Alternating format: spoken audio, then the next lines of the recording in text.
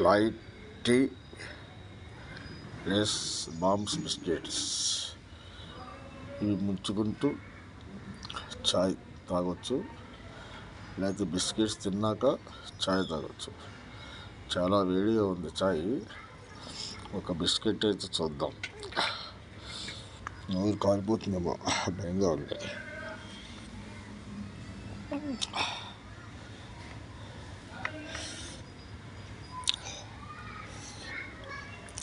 పర్లేదు, బాగుంది.